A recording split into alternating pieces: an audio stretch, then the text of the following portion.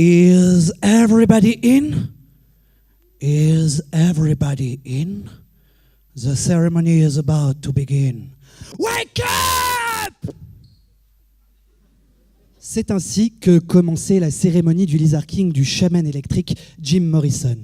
Alors, vous l'avez peut-être deviné, ma thèse traite du rock psychédélique et plus particulièrement du lien qui existe entre le religieux et la musique du diable. Du religieux dans le rock, j'en vois certains là-bas s'écrier au blasphème, et pourtant deux indices me mènent à penser que le rock possède un profond caractère religieux.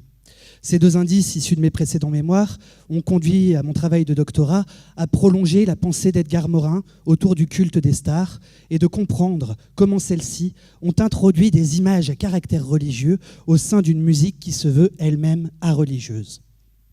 Je vous propose donc de revêtir votre plus belle tenue d'hippie anthropologue et de revenir avec moi à l'époque des Beatles, au moment de la Beatlesmania.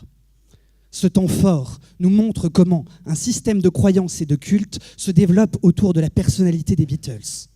Cela passe par le fait que le public et les artistes entrent dans des communions intenses, proches des ferveurs des messes pentecôtistes américaines, avec tout ce qu'il y a des hystéries et des transes.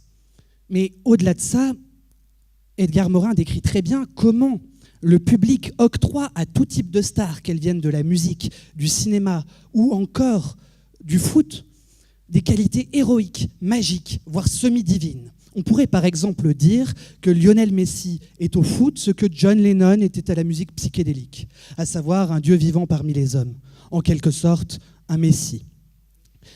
Mais au-delà de ce processus de déification, ce qui nous intéresse, c'est de comprendre comment un système de valeurs syncrétiques se met en place au sein de la société rock.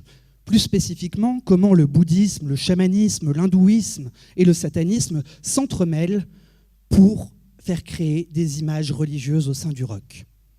Par exemple, comment Jim Morrison, à l'opposition christique, est tenu de chaman électrique.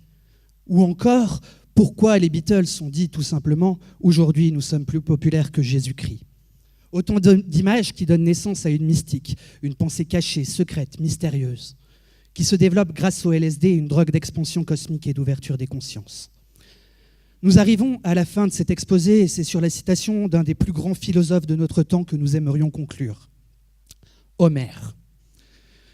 Homer Simpson nous dit « Les 60s sont peut-être mortes et enterrées, et l'esprit de ces années-là ont disparu, mais ces idéaux vivent encore, amour, paix, liberté. N'est-ce pas là l'essentiel de tout message religieux ?» Merci de nous avoir écoutés et à très bientôt.